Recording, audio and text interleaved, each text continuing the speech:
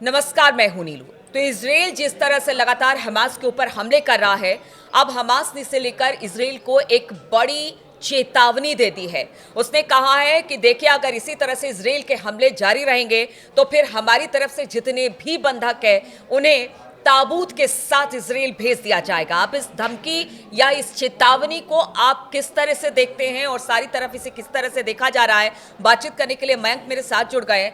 मयंक, एक चेतावनी हमास की तरफ से इजराइल को दी गई है, लेकिन इस बार एक बड़ी धमकी है, वो भी बंधकों को लेकर। देखिए, हमास की तरफ से एक बयान जारी किया गया है जिसमें ये कहा गया है कि जिस तरह से इजराइल हमले कर रहा है, अगर ये हमले जारी रहे तो बंधक ताबूत में वापस जाएंगे, जैसा कि आपने कहा। अब देखिए, ये बयान क्यों आया, ये हमास क्या कहना चाह रहा है, इसको समझने की थोड़ा ज़रूरत है कि हमास का कहना ऐसा है कि देखिए, जो बंधक हैं ये तो हम डील के ज़रिए पहले ही जो वार्ता चल रही थी, सीज़ फायर चल रहा था, हम छोड़ने के लिए तैयार थे।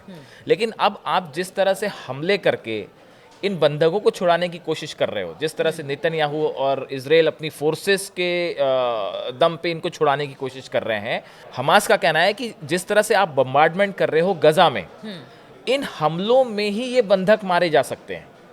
अच्छा, देखिए, ये कुछ हद तक ये बात जो है, इसको इंटरनेशनल मीडिया में जो एक्सपर्ट्स हैं वो कुछ हद तक इसको बड़ी गंभीरता से ले रहे हैं। देखिए, यहाँ चतुराई दिखाने की तो कोशिश की है देखिए हमास ने, लेकिन देखिए, हो ये रहा है कि इजराइल की तरफ से बहुत हैवी स्ट्राइक्स हो रही हैं, चाहे वो एयर स्ट्राइक्स हो, चाहे वो ड्रोन अटैक हो, चाहे ग्राउंड फोर्सेस काम कर रही हो।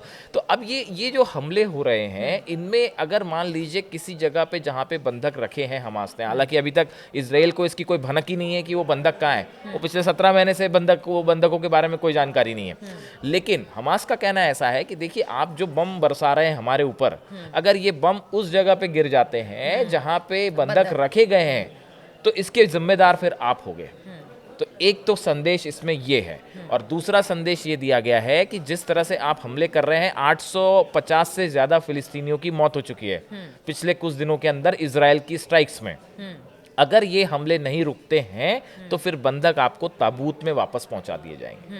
तो एक प्रकार से हमास की तरफ से ये, हम इसको आखिरी वार्निंग कह सकते हैं, आखिरी चेतावनी कही जा रही है। ये ऐसा माना जा रहा है कि जल्द ही इन बंधकों को लेकर कोई एक बड़ा निर्णायक मोड़ जो है उस पूरी इस लड़ाई में आता दिखाई दे रहा है। चूंकि आप ये बात कह रहे हैं, अब हमास की तरफ से ये बात सामने आई है, लेकिन मयंक, एक बात सामने आ रही है कि देखिए, गजा में हमास को लेकर थोड़ा सा प्रोटेस्ट चल रहा है इस वक्त, क्योंकि उनका ये कहना है कि हमास को इन सब चीज़ों से अलग कर देना चाहिए। तो अब हमास को भी लग रहा है कि जिस आवाम के लिए वो लड़ रहे हैं, लड़ाई कर रहे हैं, अब वही अगर उनके अगेंस्ट चली जाएगी तो शायद यही वजह है कि उन्होंने अब एक निर्णायक बात कही है। देखिए, ऐसा प्रोटेस्ट तो नेतन्याहू के खिलाफ भी हो रहा है। हाँ, वो भी कल जो है वो सबसे बड़ा प्रोटेस्ट जो है वो इजराइल में हुआ। तो हम लगातार नेतन्याहू के खिलाफ इतना बड़ा प्रदर्शन आज तक किसी ने नहीं देखा था, वो हुआ। तो अब देखिए, अब यहाँ पे स्थिति क्या है कि नेतन्याहू, ये जो स्ट्राइक हो रही है इजराइल की, इसमें है ना, जो इंटरनेशनल सोशल मीडिया पे चर्चा है, बहुत सारे एक्सपर्ट्स को ये बात डाइजेस्ट नहीं हो रही कि ये बंधकों को छुड़ाने की स्ट्राइक है।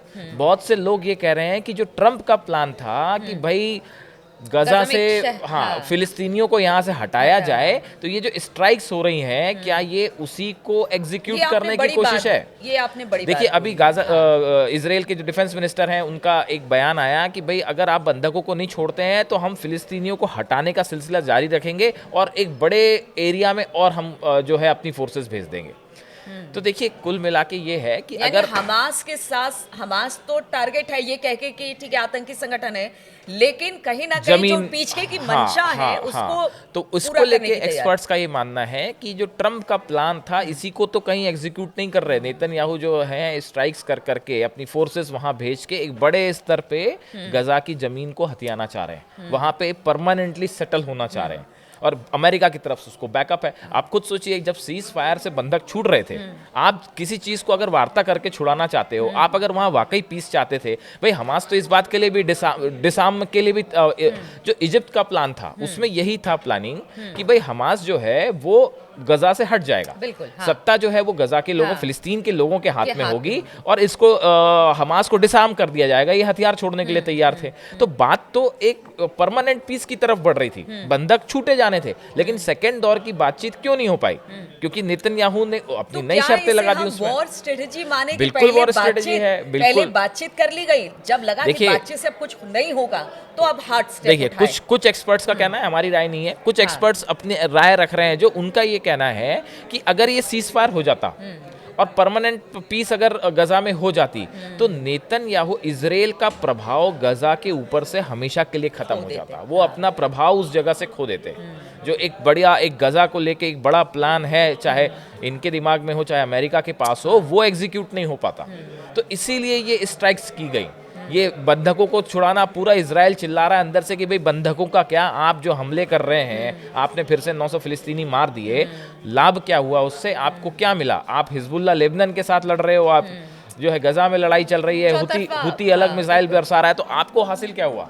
तो इसीलिए इजराइल में भयंकर प्रदर्शन हो रहा है नेतन्याहू के खिलाफ कि भाई छोड़िए, बंधकों को छुड़वाइए। ऐसे समय में अब देखिए, जब ये स्ट्राइक है तो अब नेचुरली एक जो है इसमें एक निर्णायक मोड़ आता दिख रहा है बंधकों के मामले में, और हमास की तरफ से साफ कहा गया है कि देखिए अपनी स्ट्राइक्स रोक दीजिए, वरना ये बंधक ताबूत में वापस बिल्कुल। तो क्या वाकई इजराइल अपने बंधकों को छुड़ाना चाहता है, या फिर अमेरिका जिस स्ट्रेटेजी के साथ गजा में काम करना चाह रहा था, ट्रंप ने जो बात कही थी, क्या उसी को लेकर अब अमेरिका और इजराइल साथ में काम कर रहे हैं?